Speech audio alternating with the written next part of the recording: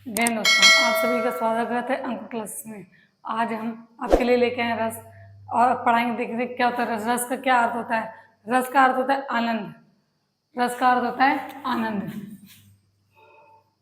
रस रस का अर्थ होता है आनंद।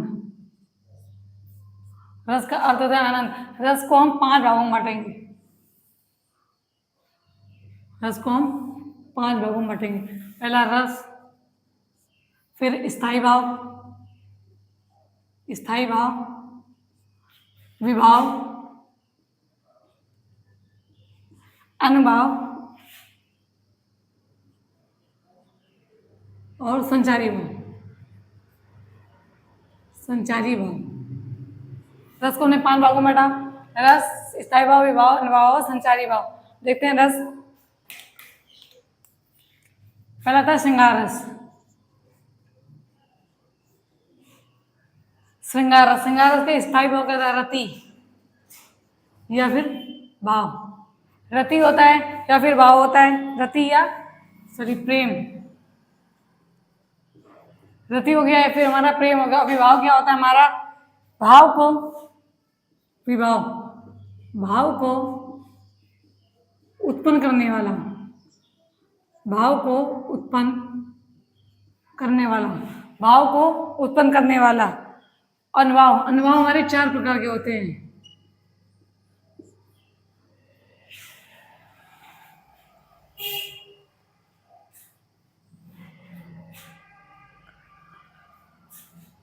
चार प्रकार के होते हैं। पहला था हमारा सात्विक, कायिक। सात्विक हो गया हमारा, सात्विक हो गया, कायिक हो गया हमारा। सात्विक, कायिक, वाचिक और आहार्य। वाचिक और आहार्य। संचारी भाव, संचारी भाव की संख्या 33 होती है। संचारी भाव की संख्या 33 होती है। दूसरा तुम्हारा हास्य रस। हास्य रस, इसका स्थायी भाव होता है हास या हंसी। हास या हंसी। दूसरा तुम्हारा करुण रस। करुण रस। शोक, इसका स्थायी भाव होता है शोक या फिर दुख। शोक और दुख। अगला था हमारा वीर रस। वीर रस, उत्साह और स्नेह। उत्साह हो गया हमारा और उत्साह। क्वेश्चन हमारा स्नेह। अगला आता है रौद्र रस। रौद्र रस, क्रोध और गुस्सा। क्रोध रस का स्थायी भाव हमारा क्रोध और गुस्सा। अगला था भयानक रस।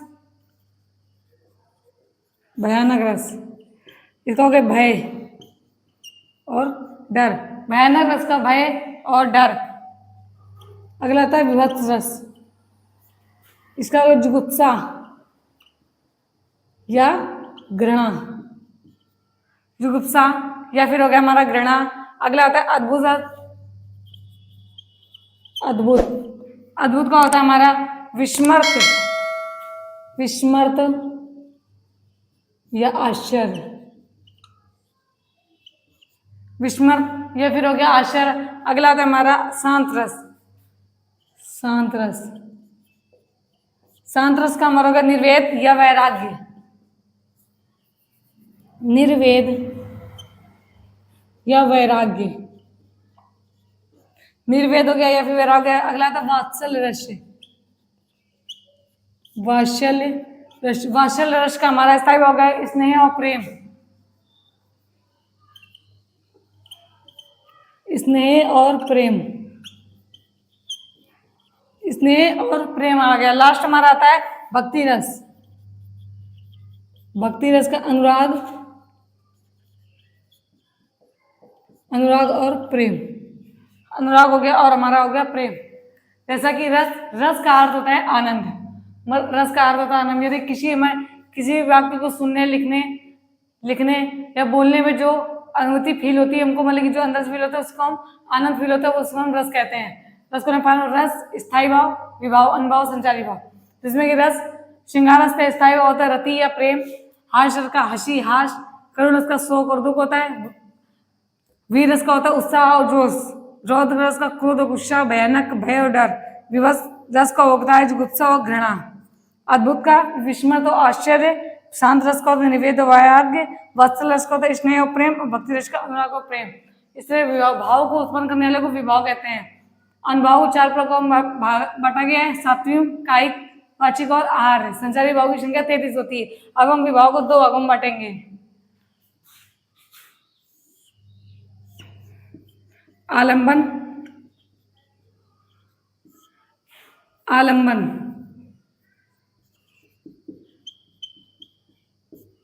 और उद्दीपन, आलंबन और उद्दीपन। विभाव को हमने 2 भागों में बांटा, आलिंगन और उद्दीपन। इसका होता है जिसके कारण या द्वारा भाव जागे, जिसके कारण या द्वारा भाव जागे वो होता है आलंबन। जो भावों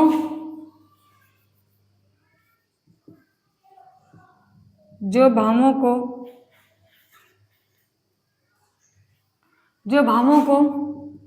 गति प्रदान करे,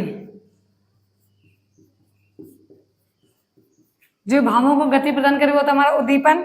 और आलंबन जिसके कारण या द्वारा भाव जागे। अब हम आलंबन को 2 भागों में बांटेंगे, आश्रयलंबन और विषयलंबन। इसको हम 2 भागों में बांटेंगे। पहला था हमारा आश्रयलंबन, दूसरा था विषयलंबन।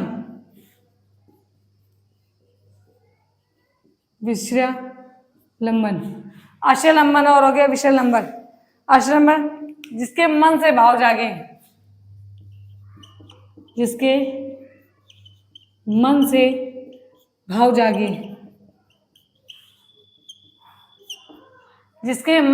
जागे, वो होता है हमारा आश्रयलंबन। जिसके प्रति भाव जागे,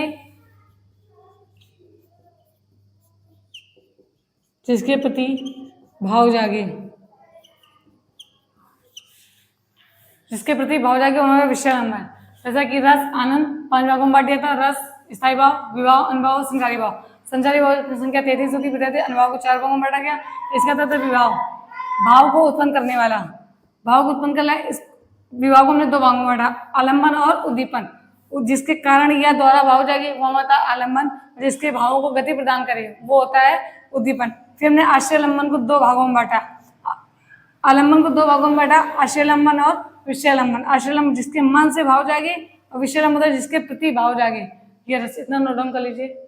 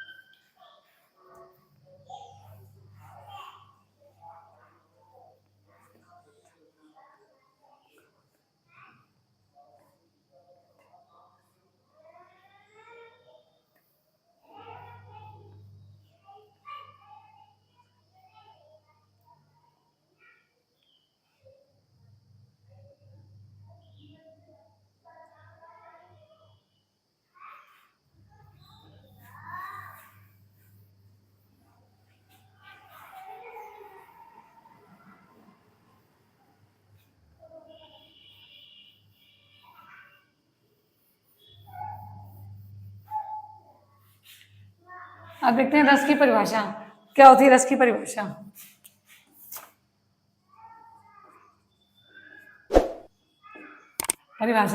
रस का शाब्दिक अर्थ होता है आनंद। पहला पॉइंट आता है रस का शाब्दिक अर्थ होता है आनंद।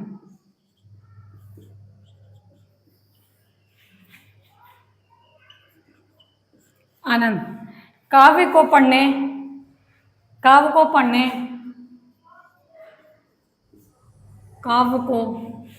पढ़ने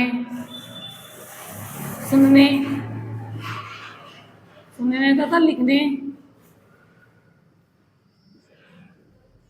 तथा लिखने। काव्य को रस के साथ भी करता था आनंद। काव्य को पढ़ने सुनने लिखने अथवा देखने से अथवा देखने से जो देखने से जिस आनंद की अनुभूति जिस आनंद की अनुभूति होती है उसे रस कहते हैं। उसे रस कहते हैं। उसे रस कहते हैं। रस का शाब्दिक अर्थ होता है आनंद। काव्य को पढ़ने सुनने तथा लिखने अथवा देखने से जिस आनंद की अनुभूति में होती है उसे हम रस कहते हैं। अगला पॉइंट हमारा आता है,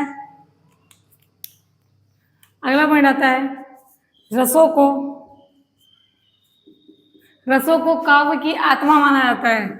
रसों को काव्य की आत्मा माना जाता है।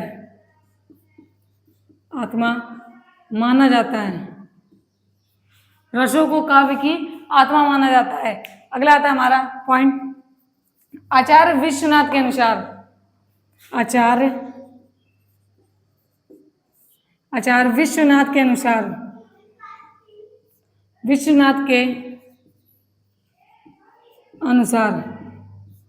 आचार्य विश्वनाथ ने क्या कहा था? वाक्यम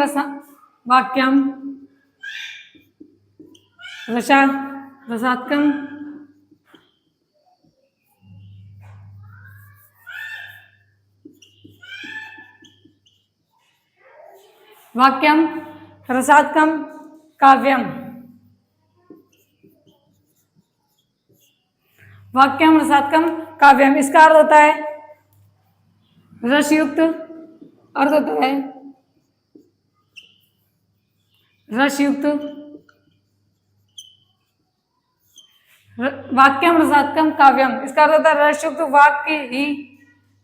वाक्य ही काव्य कहलाते हैं।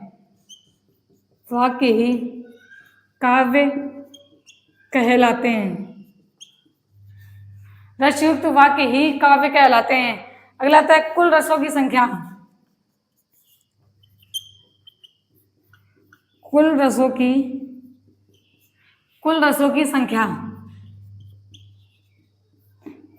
संख्या 11 होती है।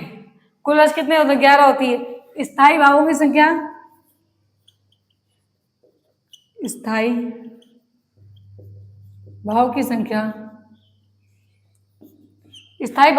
हमारी 9 होती है। स्थायी भाव की संख्या हमारी 9 होती है। नोट लगाते हैं। अगला नोट में हिंदी में रसों की संख्या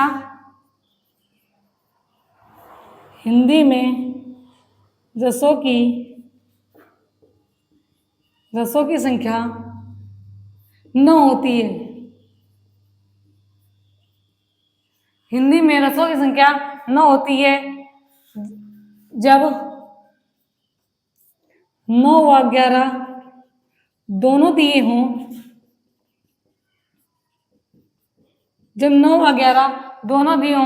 तब हम 9 का ही चयन करेंगे।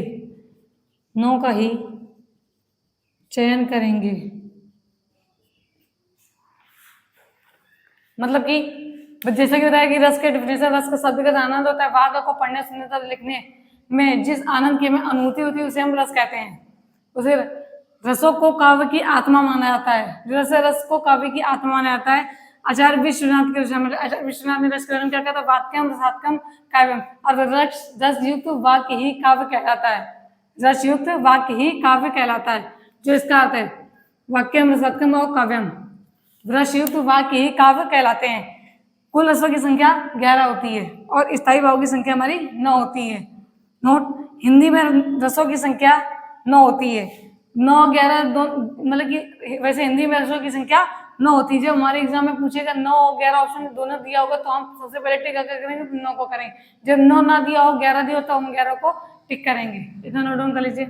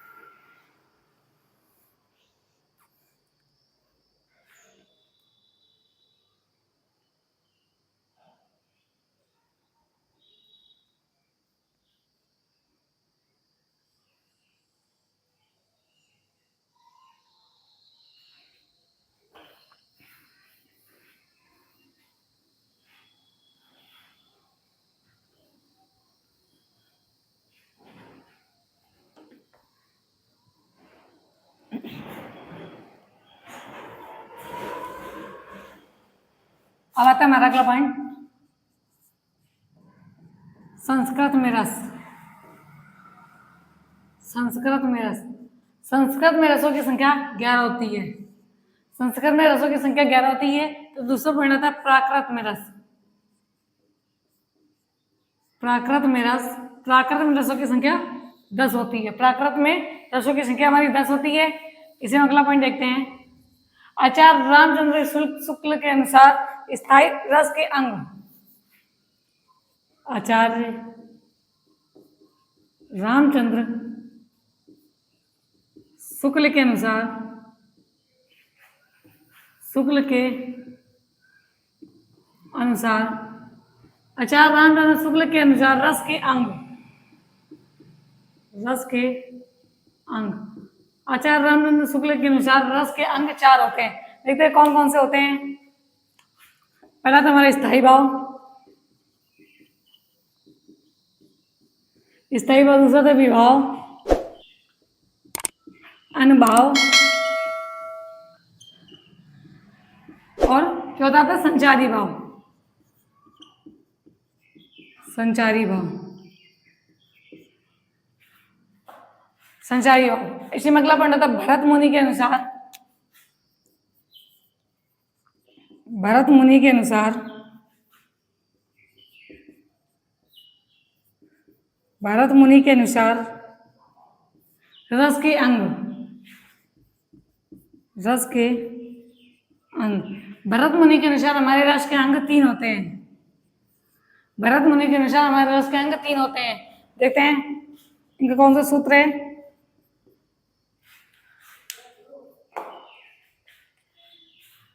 विभानुभाव, विभानुभाव, व्यभिचारी भाव,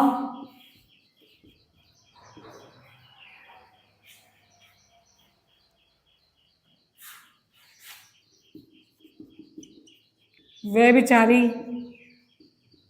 विभाव, अनुभाव, व्यभिचारी भाव, संयोगत रस, संयोगत रस, विभाव, विभानुभाव, व्यवहारी चाव, व्यभिचारी भाव, संयोगत रस, निष्पांत, निष्पांत, निष्पांत। मतलब किसका अर्थ होता है विभाव,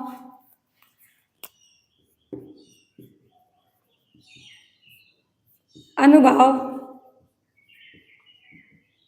और संचारी भाव। संचारी भाव, विभाव, अनुभाव और संचारी भाव हो गया। संचारी भाव। भरत मुनि के अनुसार रस के अंग 3 जो विभानी भाव, व्यभिचारी भाव, संयोगतम रस, निष्पातम। ये उन्होंने सूत्र दिया था, इसमें निकल के आया विभाव, अनुभाव और संचारी भाव। अगला पॉइंट हमारा आता है भरत मुनि के अनुसार,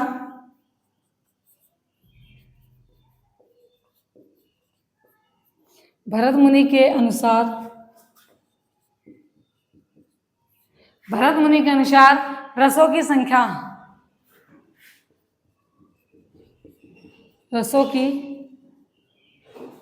संख्या, भरत मुनि के अनुसार रसों की संख्या 8 होती है। 8 होती है इन्होंने, जिसमें कि इसमें शांत रस को नहीं रखा है।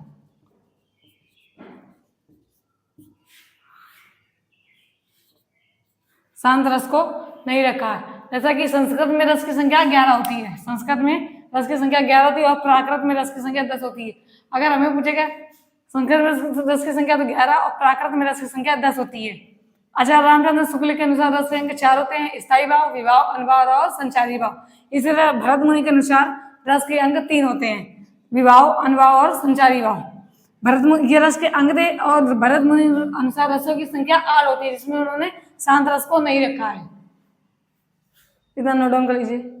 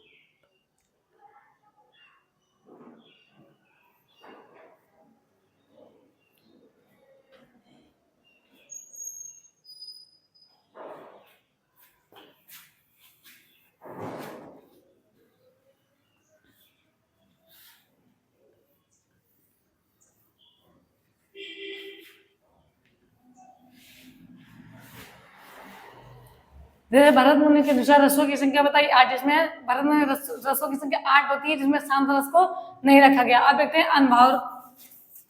अनुभावों की संख्या। अनुभाव की संख्या 4 होती है, पहले बताया था। सात्विक, कार्तिक, वाचिक और आहार। पहला था हमारा सात्विक, दूसरा था कायिक,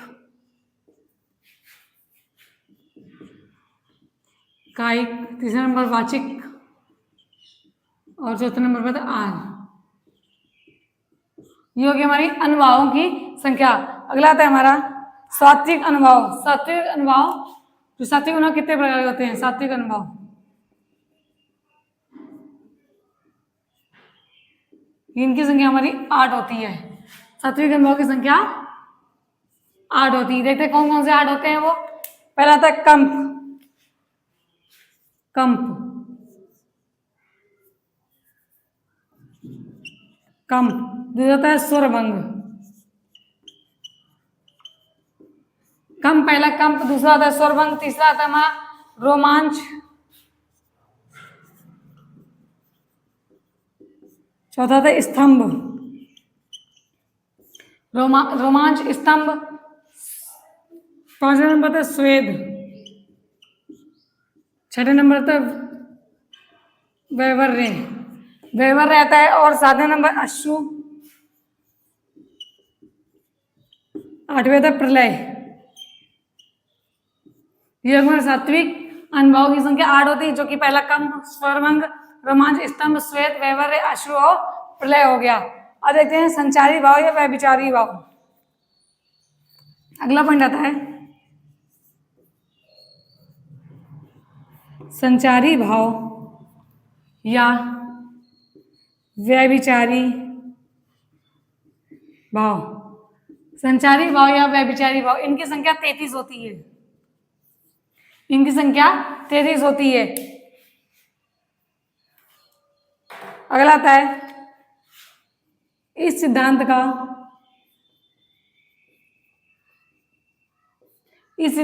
आदि प्रवर्तक, इस सिद्धांत का आदि प्रवर्तक किसे माना गया? भरत मुनि को। इस सिद्धांत का आदि प्रवर्तक भरत मुनि। इस सिद्धांत के आदि प्रवर्तक भरत मुनि। इनका ग्रंथ है नाट्यशास्त्र,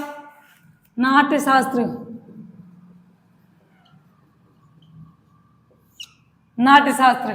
और उपाधि पंचम वेद की मिली थी इन्हें, उपाधि पंचम वेद, उपाधि पंचम वेद की मिली थी। और अध्याय 36 थे, अध्याय 36 थे। जैसे कि अनुभव की संख्या 4 होती है। पहले होता था सात्विक, कायम, वाचिक और आहार। इसमें सात्विक को 8 भागों में बांटा, कंप, स्वरभंग, रोमांच, स्तंभ, स्वेद, वैवर्य, अश्रु, प्रलय। संचारी भाव या व्यभिचारी भाव की संख्या 33 होती है। इस सिद्धांत के आदि के प्रवर्तक कौन थे? भरत मुनि थे, जिनका ग्रंथ नाट्यशास्त्र, उपाधि पंचम वेद की थी, और अध्याय 36 थे। इतना नोट डाउन कर लीजिए।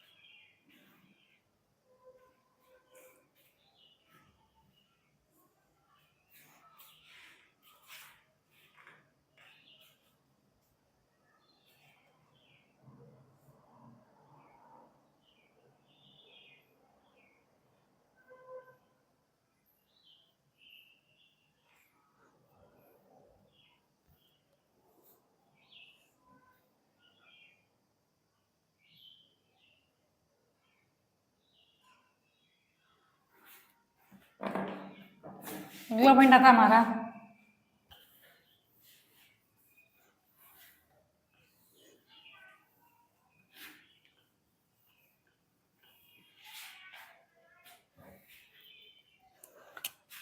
अगला पॉइंट आता है हमारा रस का संबंध स्र धातु से माना जाता है। संबंध स्र धातु से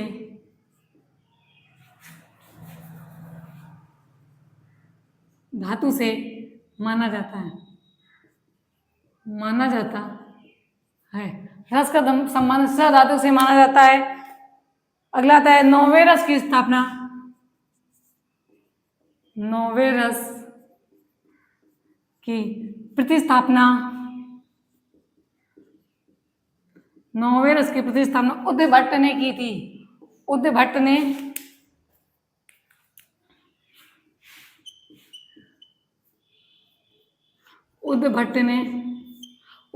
की थी। नौवें रस की प्रतिस्थापना उद्भट ने की थी। नौवां रस कौन सा होता है? शांत रस। नौवां रस होता है हमारा शांत रस। इसकी खोज अब देखते हैं। शांत रस की खोज अभिनव गुप्त ने की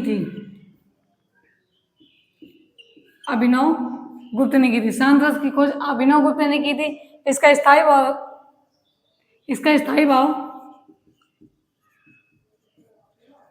केशव दास ने दिया था।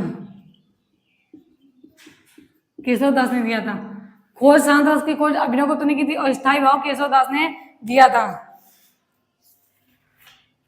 अगला था संचारी भावों की संख्या।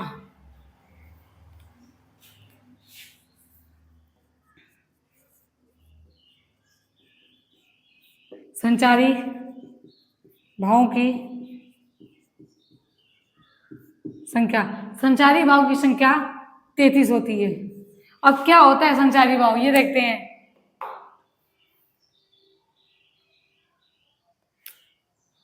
संचारी भाव क्या होता है? जो भाव मन से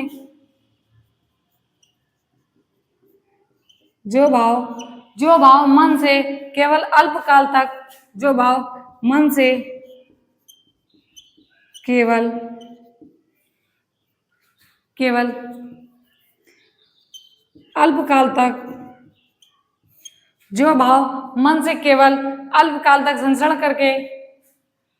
अल्पकाल तक संचरण करके चले जाते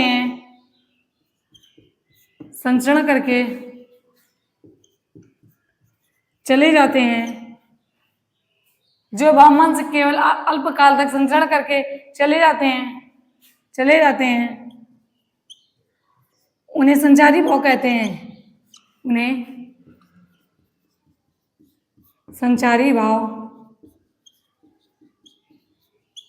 हैं। जो भाव मन से केवल अल्पकाल तक संचरण करके चले जाते हैं वे संचारी भाव कहलाते हैं। अब देखते हैं अगला पॉइंट आता है श्रृंगार रस।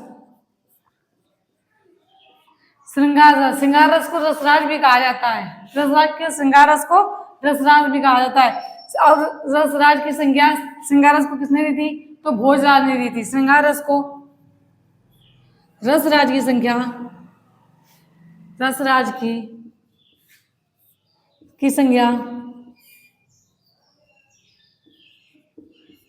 भोजराज ने दी थी। भोजराज ने दी थी। श्रृंगार रस को रसराज की संज्ञा भोजराज ने दी थी। और श्रृंगार रस का अर्थ माधुर्य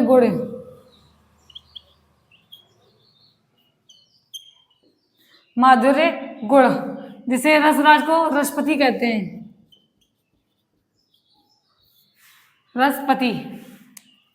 ये हो गया हमारा श्रृंगार रस। जैसे कि रस का संबंध श्र धातु से माना जाता है। रस का संबंध अगर हमारे एग्जाम में पूछा जाए कि रस का संबंध किससे है, तो रस का संबंध श्र धातु से माना जाता है। नौवें रस की प्रतिस्थापना उद्भट ने की थी। नौवां रस है कौन सा? शांत रस। और इसकी खोज अभिनव गुप्त ने की थी तथा इसका स्थायी भाव केशव दास ने दिया था। संचारी भाव की संख्या। संचारी भाव होते क्या है? जो भाव मन से केवल अल्पकाल तक संचार करके चले जाते हैं उन्हें हम संचारी भाव कहते हैं। जैसे कि श्रृंगार रस को रसराज भी कहा जाता है, ये लोगों को पता होगा। और श्रृंगार रस को रसराज की संज्ञा भोजराज ने दी थी। श्रृंगार रस का अर्थ होता है माधुर्य गुण और रसराज को रसपति भी कहते हैं। इतना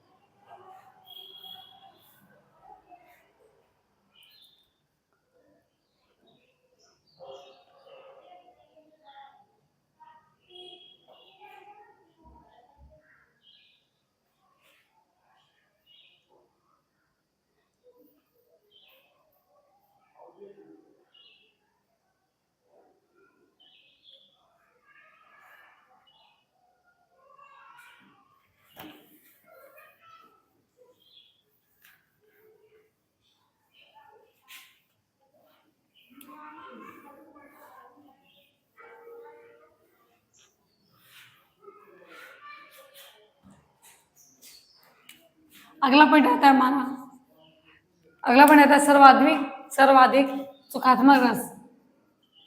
सर्वाधिक सुखात्मक रस, सुखात्मक रस तो हास्य रस। सर्वाधिक सुखात्मक रस तुम्हारा हो गया हास्य। अगला पॉइंट आता है छल नामक 34वां, छल नामक 34वां संचारी भाव। छल नामक 34वां संचारी भाव, संचारी भाव, छल नामक 34वां संचारी भाव देव कवि ने माना है, देव कवि ने माना है। छल नामक संचारी भाव देव कवि ने माना है। अगला था अद्भुत रस का संबंध। अद्भुत रस का संबंध, अद्भुत रस का संबंध भारतीय वृत्ति से है, भारतीय वृत्ति से है। अद्भुत रस का संबंध भारतीय वृत्ति से है। अमरस एक, अगला आता है अमरस एक संचारी भाव है। अमरस एक संचारी भाव। अगला आता है हमारा वात्सल्य रस।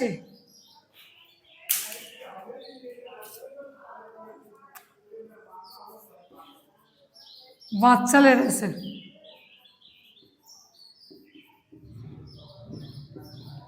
वात्सल्य रस तो इसकी को विश्वनाथ खोज, खोज इसकी सूरदास ने करी थी, सूरदास ने। और सिद्ध इसको किया था अयोध्या सिंह, अयोध्या सिंह हरिऔध, अयोध्या सिंह उपाध्याय या अयोध्या सिंह उपाध्याय हरिऔध थे, हरिऔध ने की थी। अगला आता है भक्ति रस।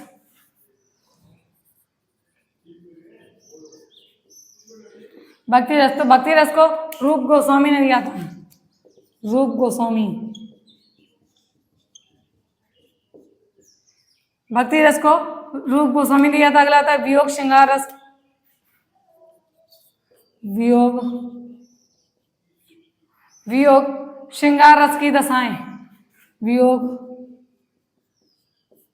श्रृंगार रस की दशाएं तो 10 होती हैं। सर्वाधिक सुखात्मक रस, जैसे कि श्रृंगार रस को रसराज कहा जाता है, तो इसी तरह सर्वाधिक सुखात्मक रस हास रस को कहते हैं। छल नामक 34वां संचारी भाव देव कवि ने माना करता। और अद्भुत रस का संबंध भारतीय वृत्ति से है। अमर एक संचारी भाव है। वात्सल्य रस विश्वनाथ ने दिया था, इसकी खोज सूरदास ने करी थी। और सिद्ध अयोध्या सिंह हरिऔध उपाध्याय ने की थी।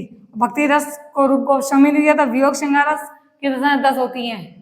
जैसा कि उम्मीद करते हैं आप सभी को समझ में आ गया होगा। थैंक यू दोस्तों। नेक्स्ट वीडियो में आपको पढ़ाएंगे अगले श्रृंगार रस।